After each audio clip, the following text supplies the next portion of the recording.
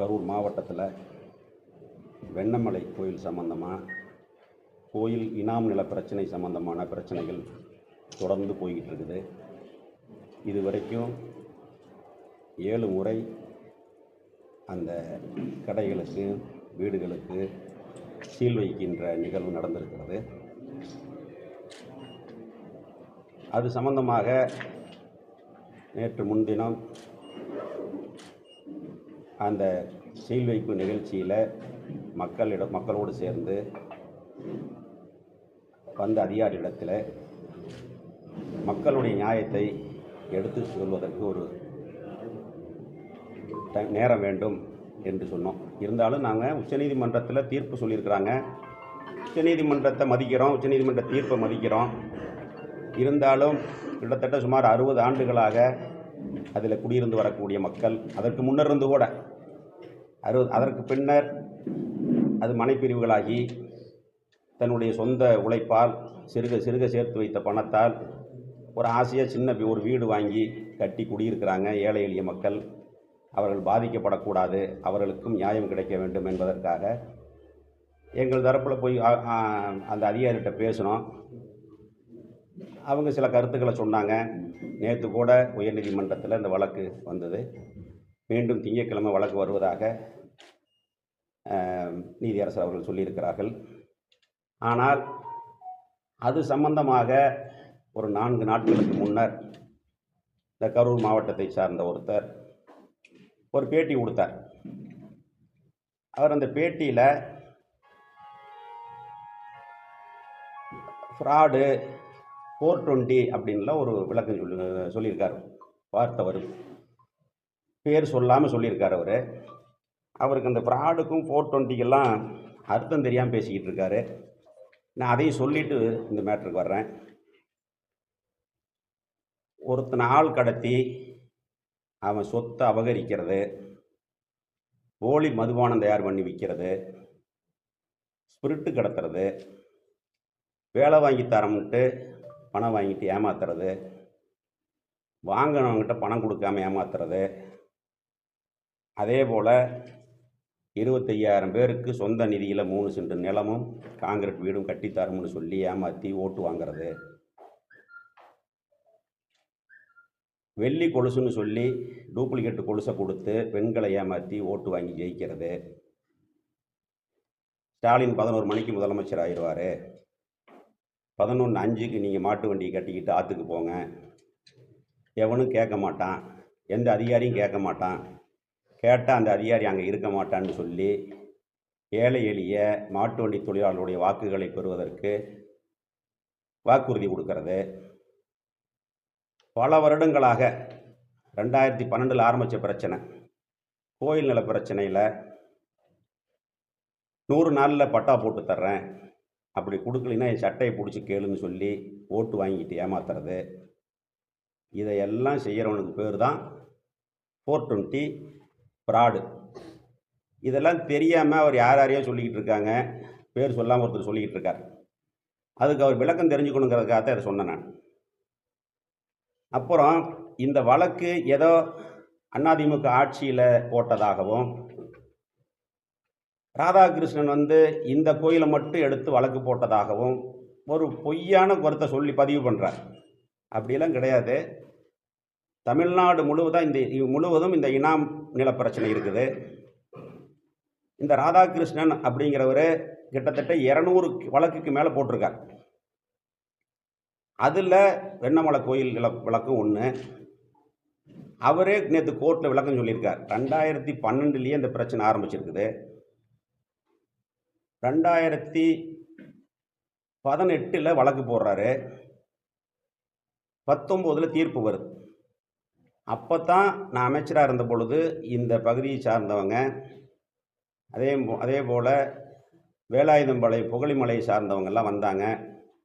அவங்களெல்லாம் கூட்டிகிட்டு போய் முதலமைச்சரை பார்த்தோம், அட்வொகேட் ஜெனரலை பார்த்தோம், செக்ரட்டரி பார்த்தோம், எல்லாத்தையும் பார்த்து அப்போ அவர் வழக்கு போட்டது சுமார் ஒரு 15 சர்வே நம்பர் மட்டும்தான். அவங்களெல்லாம் பார்த்து உயர்நீதிமன்றத்தில் வழக்கு நடந்தது. நீதியரசர் ஜி.ஆர். சுவாமிநாதன் அவர்கள் பெஞ்சில் ஒரு தீர்ப்பு வந்தது. அதில் அவர் என்ன சொன்னார்னா, இவங்கெல்லாம் போனஃபைட் பர்ச்சேசர். இவங்கெல்லாம் தெரியாமல் அந்த நிலத்தை வாங்கிட்டாங்க. அதனால் மாவட்ட ஆட்சித்தலைவர் அவர் தலைமையில் ஒரு கமிட்டி அமைங்க. கமிட்டி அமைச்சு அதுக்கு ஒரு ரேட்டை ஃபிக்ஸ் பண்ணுங்க. அந்த ரேட்டை, அந்த பணத்தை கட்டினதுக்கப்புறம் அவங்களுக்கு அந்த நிலத்தை பட்டா போட்டு கொடுங்கன்னு சொல்லி ஒரு உத்தரவு வாங்கி கொடுத்தோம். அதில் 200 பேர் பார்ட்டி. அந்த உத்தரவு இருக்குது, நான் இருக்கும்பொழுது வாங்கி கொடுத்தோம். ஆனால் அப்போ அதுக்குள்ளே எலெக்ஷன் வந்துடுச்சு. இப்போ கொரோனா வேறு இருந்தது அந்த நேரங்களில். அதை அமுல்படுத்த முடியல. கமிட்டி போட்டோம், கமிட்டி மீட்டிங் போட்டோம். ஆனால் இன்னொருத்தர் மீட்டிங் போட்டார். போட்டு நீங்கள் பணமெல்லாம் கட்டாதீங்க, நான் சும்மா பட்டா போட்டு தர்றேன் அப்படின்னு சொன்னார். அதனால் அந்த நிலம் வச்சுருந்தவங்க, பாதிக்கப்பட்ட மக்கள்லாம், சரி அவர் சும்மா பட்டா போட்டு தரோங்கிறாரு, இவர் நம்ம நிலத்துக்கு பணம் கட்ட சொல்கிறாருன்ட்டாங்க நம்மளே. அதோடு அந்த பிரச்சனை முடிஞ்சிருச்சு, நின்று போச்சு. இப்போ 4.5 வருஷம் ஆயிடுச்சு. பல கட்ட பிரச்சனைகள் நடந்தது, சீல் வைப்பு நிகழ்வு நடந்தது. எதிர்க்கட்சிங்கிற முறையில் நான் வர்றோம்னு அங்கே போனேன். ஆனால் அப்போ அவங்கெல்லாம், அந்த மக்கள் என்ன சொல்லிட்டாங்கன்னா, நீங்கள் வந்தீங்கன்னா அந்த பிரச்சனை தீராது, அதிமுகக்காரங்க தலையிட்டாங்கன்னா இதை முடிச்சு கொடுக்க மாட்டோம்னு சொல்லி மிரட்டுறாங்க, வராதீங்கன்னு சொன்னாங்க. அதனால இது வரைக்கும் வரல. இப்போ பிரச்சனை அதிகமானதுனால நான் வந்தேன். நான் அந்த பிரச்சனைக்கு வந்த உடனே சும்மா பதறார். அப்படியே என்ன சொல்கிறார், ராதாகிருஷ்ணன் நான் இயக்கிறதாகவும், நான் பின்னாடி இருந்து இயக்கிறதாகவும், அவருக்கு நிதி உதவி கொடுக்கறதாகவும் நான் அந்த பேட்டியில் 4 தடவை 5 தடவை சொல்கிறார் திரும்ப திரும்ப. நான் என்ன ராதாகிருஷ்ணனை பார்த்ததோடு கிடையாது. நேற்று கூட ராதாகிருஷ்ணன் இங்கே வந்தப்போ எல்லாரும் அவரை பிடிச்சி வச்சுட்டாங்க. ஒரு உள்ளே இருக்காருன்னு சொன்னாங்க, பேச்சுவார்த்தை நடக்குதுன்னு சொன்னாங்க. எங்களெல்லாம் அரெஸ்ட் பண்ணி 3:30 மணிக்கு விட்டாங்க. திருப்பி நான் 6 மணிக்குன்னு சொன்னாங்க, வந்தேன். இவங்க உள்ளே பேசிட்டு திமுகவுடைய ஒன்றிய செயலாளர்லாம் பேசுனதை பற்றி விளக்கம் சொல்லிக்கிட்டு இருந்தாங்க. நான் பார்த்துட்டு வந்துட்டேன் திரும்பி. ஏன்னா இவங்க அது வேறு மாதிரி கொண்டு போகிற மாதிரி எனக்கு தெரிஞ்சுது. இது சரியாக வராது, இதெல்லாம் தப்பு, எதுவாக இருந்தாலும் நீதிமன்றத்தில் தான் சொல்லணும் அப்படின்னு சொல்லிட்டு வந்துட்டேன். இன்னும் நான் பார்த்ததோடு கிடையாது. நான் உதவி பண்ணுறது சம்பந்தமாக இவர் கொடுத்த பேட்டியை அவர் பார்த்துட்டு நேற்று கோர்ட்லேயே விளக்கம் சொல்லிட்டார். அதுக்கு யாரும் எனக்கு உதவி பண்ணல, ரொம்ப கடுமையாக பேசியிருக்கதா சொன்னாங்க. ஏன்னா லைவில் பார்க்க முடியல. அதுக்கு அதுக்கு அது யாரும் உதவி பண்ணல, எனக்கு யாரும் உதவி பண்ணான்னு முதல்ல நிரூபிக்கணும்னு சொல்லியிருக்காங்க. அதனால் இவர் கையாளாகாத தனம், 100 நாளில் பட்டா போட்டு தரோம்னு இவர் சொன்னது மட்டுமல்ல, துணை முதலமைச்சர் ஒரு பிரச்சாரத்தில், பாராளுமன்ற தேர்தல் பிரச்சாரத்தில் இனாம் நிலம், 0 வேல்யூ பண்ணின இனாம் நிலமெல்லாம் அவங்களுக்கே பட்டா போட்டு கொடுக்கப்படும்னு பிரச்சாரத்தில் பேசியிருக்கார். யார், இன்னைக்கு இருக்கிற துணை முதலமைச்சர். அதெல்லாம் விட்டுட்டு 100 நாளில் பட்டா போட்டு தரோம்னு சொல்லிவிட்டு இவர் ஏதேதோ விளக்கம் பேசுகிறார். 4.5 வருஷம் என்ன எங்கே போனான்னு கேட்குறார். நான் எதிர்க்கட்சி, உனக்கு ஓட்டு போட்ட மக்கள், நீ 4.5 வருஷம் எங்கே போன? நான் கேட்பேன்ல திருப்பி. ஒரு தவறு, 4.5 வருஷம் இல்லை, 1.25 வருஷம் உள்ளே இருந்தார், புழலில் இருந்தார். அதை கழிச்சுக்கிட்டா 3.25 வருஷம். 3.25 வருஷம் எங்கே போனார் இவர்? என்னையை கேட்குறாரு 4.5 வருஷம் எங்கே போனார்னு. மக்கள் பிரதிநிதி, நேற்று பாராளுமன்ற உறுப்பினர் அங்கே வந்தார். தொகுதியில் பிரச்சனை, மக்கள் பாதிக்கப்படுறாங்க. அரசாங்கம், மக்கள் தான் அரசாங்கம். நான் பல தடவை சொல்லியிருக்கிறேன், மக்கள் தான் நீதிமன்றம். அவங்க தரப்பு நியாயம் என்னன்னு சொல்கிறதுக்கு ஒரு வாய்ப்பு கொடுங்கன்னு கேட்குறோம். ஓட்டு வாங்கிட்டு ஜெயிச்சவர் எங்கே போனார்? அவர் கோயம்புத்தூரில் ஆர்ப்பாட்டம் பண்ணிக்கிட்டு இருக்கார். ஆனால் இது வரைக்கும் 7 தடவை நடந்திருக்குது இந்த மாதிரி சீல் வைப்பு நிகழ்வு. ஆனால் சமீபத்தில் டிவிகே மீட்டிங் நடந்தது. அதில் மிகப்பெரிய ஒரு துயர சம்பவம் நடந்தது. சம்பவம் நடந்த 10வது நிமிஷம் நம்ம சோசியல் மீடியா லைவோட ஹாஸ்பிட்டலுக்கு போனார். ஏன் இப்போ மக்கள் பாதிக்கிறாங்களே, வர தெரியாதா? என்னை கேட்குறாரு 4.5 வருஷம். யார் கேட்குறா? சும்மா இந்த டிஎம்கேல இருக்கான் பார், அவனுங்களெல்லாம் விட்டு இந்த வலுசிலெல்லாம் விட்டுக்கிட்டு பேச வைக்கிறது. நேற்று பூரா சோசியல் மீடியாவில் இதுதான் தகாத வார்த்தைகள்லாம் வருது. நான் கேட்குறேன், 4.5 வருஷம் இல்லை, 1.25 வருஷம் புழல் ஜெயில், அதை கழிச்சிட்டா 3.25 வருஷம். நீ எங்கே போனேன்னு நான் கேட்குறேன். அதனால் தன்னால் கையாளாகாத தனத்தை திசை திருப்ப பார்க்குறார். மக்கள் பாதிக்கப்பட்டிருக்கிறாங்க. இந்த பிரச்சனை இங்கே மட்டும் இல்லைங்க, இப்போ ஸ்டார்டிங் வெண்ணமலையில் 540 ஏக்கர். அடுத்தது ஈஸ்வரன் கோயில். நான் அந்த கோயிலுடைய தலைவராக இருந்திருக்கிறேன். கிட்டத்தட்ட 3600 ஏக்கர் வரைக்கும் இருக்குது. அதில் 900 ஏக்கர் இனாம் கரூர் பகுதியிலே இருக்குது. அதுக்கு பேர் அந்த நகரத்துக்கு பேரே இனாம் கரூர். அந்த 900 ஏக்கரில் இருக்கக்கூடிய மக்களை இதே மாதிரி வெளியேற்றினா அந்த மக்கள் எங்கே போவாங்க? இதே மாதிரி கல்யாண வெங்கட்ரமண சாமி கோயில் இருக்குது, பெருமாள் கோயில். அந்த கோயிலுக்கு கிட்டத்தட்ட 4000 ஏக்கர் இருக்குது. அது தாந்தோன்மலை ஏரியா பூரா பாதிக்கும். இதுபோல் புகழிமலை இருக்குது, வேலாயுதம்பாளையம் பூரா பாதிக்கும். இதே போல் கடம்பரீஸ்வரர் கோயில் இருக்குது. இந்த மாதிரியான தமிழ்நாட்டில் எல்லா கோயில்களுக்கும் அரசர் காலத்தில் அன்னைக்கு நிலம்தான் இருந்தது, விவசாயம்தான் தொழில், வேறு எதுவுமே கிடையாது. அப்போ இந்த கோயில்களுக்கு ஊழியம் செய்கிறவங்களுக்கு மானியமாக கொடுத்த நிலங்கள் அதை பல கட்டங்களாக கடந்து 1963 67 அன்னைக்கு இருந்த அரசாங்கம் இனாம் ஒழிப்பு சட்டம் கொண்டு பட்டா போட்டு கொடுக்குறாங்க.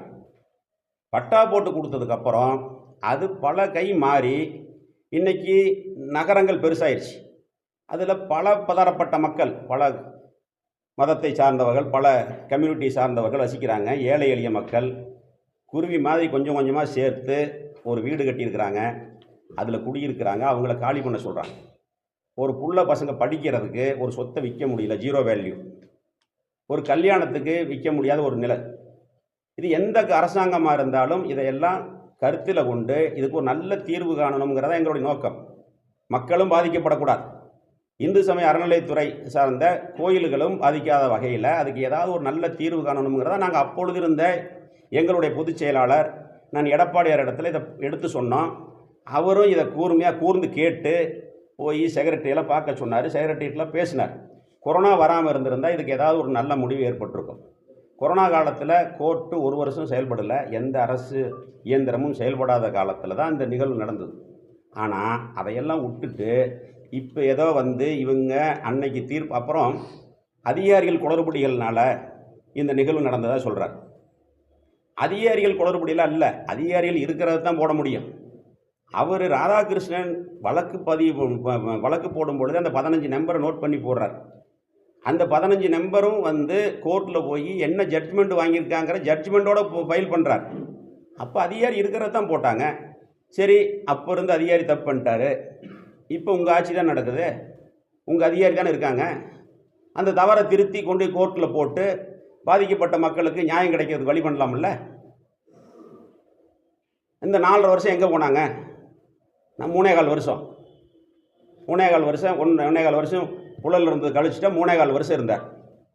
அப்போ நியாயத்தை எடுத்து சொல்லாமல் அந்த அதிகாரி தப்பு பண்ணிட்டார். டிஆர்ஓ சூரியபிரகாஷ்னு பேர் சொல்கிறார்.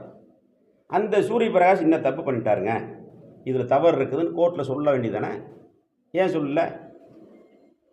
இந்த கோயில் நில பிரச்சனை பெரிய பிரச்சனையாக இருக்குது. இதுக்கு வெண்ணமலையில் மட்டுமில்ல, தமிழ்நாடு பூரா இருக்குது. அவர் சொல்கிறது என்னமோ நான் வெண்ணமலையில் இருக்கிறதுக்காக நான் தூண்டி விடுறதாகவும், ஏதோ அவருக்கு பின்புலத்தில் நான் இருக்கிறதாகவும், அவருக்கு நிதி உதவி பண்ணுறதாகவும் சொல்கிறது இவரோட கையாளாகாத தனம்.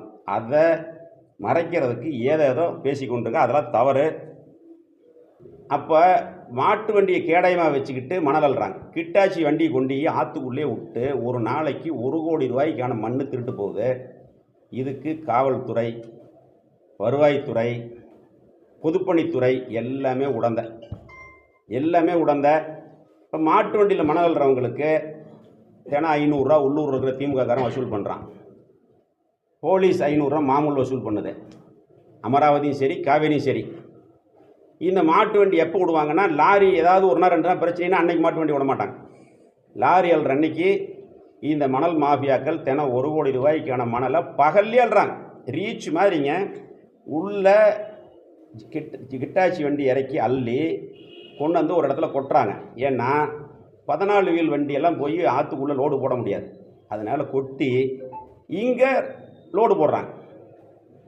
இதை யாராவது 100க்கு கம்ப்ளைண்ட் பண்ணால் அந்த யாருன்னு சொல்லிடுறாங்க. உடனே அடியால் அங்கே குண்டர்கள் அங்கே போயிடுறாங்க. திமுககாரனே ஒருத்தர் சொல்லிட்டான், அவனை கோளாராக கூட்டி கொண்டு போய் ஆற்றுக்குள்ளே வச்சு அடி விசிற ஓட்டிட்டானு. இப்போ அந்த ஏரியா மக்கள் ராத்திரி நேரத்தில் போகிறதுக்கே பயப்படுறாங்க. எல்லாம் குண்டர்கள் தான். தினம் கோட்ரு பிரியாணி 1000 ரூபா சம்பளம். உள்ளூருக்கு இருக்கிறவங்க கம்மி தான். வெளியூர் ஆட்களை வச்சுக்கிட்டு ஒரு வண்டி வந்து தான் முன்னாடி ஆள் வருது, பின்னாடி ஆள் வருது, டிஸ்ட்ரிக்டை தாண்டி அனுப்பிச்சுட்றாங்க. இப்போ 4 நாளைக்கு முன்னாடி நான் வந்தேன். செம்மடையில் ஒரு வண்டி நின்றுது, 10 யூனிட் மணலோடு நின்றுது. நிறுத்தி கேட்டால் ஸ்பீடு பிரேக்கில் ஏறிச்சுன்னா பட்டா கட்டாகி போச்சு நிற்கிதுங்க. நின்றுது. கலெக்டர்கிட்ட சொன்னோம். நான் பார்த்துக்கிறேன் சார், கேஸ் போடுறேன் சாருங்கிறார். எந்த மாவட்ட நிர்வாகமும் காவல்துறையும் பொதுப்பணித்துறை எதுவுமே செயல்பட்டதில்லை. கரூர் மாவட்டத்தில் அறிவிக்கப்படாத மணல் கொள்ளை நடந்துக்கிட்டு இருக்குது. சரி, கோயில் பிரச்சனையில் நீதிமன்ற தீர்ப்புன்னு சொல்கிறீங்க, அதை செயல்படுத்துகிறோம்னு சொல்கிறீங்க. 13 ஜட்ஜ்மெண்ட் இருக்குது மணலுக்கு. மணல் அள்ளக்கூடாது, மணல் அள்ளுறவங்க மேலே குண்டாஸ் போடுங்க, அந்த வண்டியை சீஸ் பண்ணுங்கன்னுலாம் இருக்குது. டிரைவர் மட்டுமல்ல, ஓனரே அரெஸ்ட் பண்ணுங்கன்னு சொல்லி இருக்குது. இதே மதுரையில் இருக்கிற நீதிமன்ற நீதிபதிகள் போட்ட உத்தரவு இருக்குது. ஏன் அதை மட்டும் இந்த மாவட்ட ஆட்சித்தலைவரும் மாவட்ட கண்காணிப்பாளரும் ஏன் அதை மட்டும் அமல்படுத்துறதில்ல? ஏன்னா அங்கே அல்றது பூரா திமுகவுடைய மணல் மாஃபியாக்கள். இப்போ சமீபமாக அந்த 3 பேர்த்த நீக்கிட்டு இந்த ஊர் எம்எல்ஏவோட பினாமி MCS சங்கர்கிட்ட இந்த மணல் ரீச் கைமாறிடுறதாக ஒரு தகவல். இப்போ ஒரு வாரமாக ரீச் கைமாறிடுச்சு. இப்போ அதனால் இந்த மாதிரியான அட்டூழியங்கள் நடக்குது. இதையெல்லாம் விட்டுட்டு அப்பாவி மக்கள், ஏழை எளிய மக்கள் கொஞ்சம் கொஞ்சமாக சேர்த்து வச்சு கட்டின வீடுகளை காலி பண்ண சொல்லி அவங்கள வாடகைதாரர்களாக மாற்றி அவங்க சொத்தை அபகரிக்கிறாங்க. இதுக்கு அவங்க உரிமையல் நீதிமன்றத்துக்கு போய் அவங்க உரிமையை நிலைநாட்டுறதுக்கு ஒரு வாய்ப்பு கொடுக்கணும். மக்கள் பாதிக்கப்படக்கூடாது. இது 540 ஏக்கர். ஈஸ்வரன் கோயில் எடுத்தால் வெங்கமேடு இருக்காது, தாந்தோணி மலை எடுத்தால் வெங்கமேடும் இருக்காது, பஜாரும் இருக்காது. ஈஸ்வரன் கோயிலில் தாந்தோணி மலை எடுத்தோம்னா தாந்தோணி மலை தெற்கு பகுதி, நகரத்தினுடைய தென்பகுதி இருக்காது. வேலாயுதம்பாளையம் எடுத்த வேலாயுதம்பாளையம் மலை சுற்றி இருக்கக்கூடிய ஏரியாக்கள் இருக்காது. இவ்வளோ இடங்களையும் அரசாங்கம் எடுத்தால் தமிழ்நாட்டில் மொத்தம் 13 லட்சம் ஏக்கர் இருக்கதா சொல்கிறாங்க. இதுக்கு ஒரு நல்ல முடிவு வேணும்னு தான் கேட்குறோம். ஆனால் அதையெல்லாம் விட்டுட்டு ஏதோ 420 ஃப்ராடுன்னு சொல்லிக்கிட்டு இருக்காரு. நம்ம சொன்ன விளக்கத்து தெரியும் உங்களுக்கு, யார் ஃப்ராடு யார் 420 உங்களுக்கே தெரியும், புரியுங்களா? அதனால் இந்த மாதிரியான வேர்ட்ஸ்லாம் வந்ததுன்னா அதுக்கு சரியான பதிலடி கொடுப்போம்.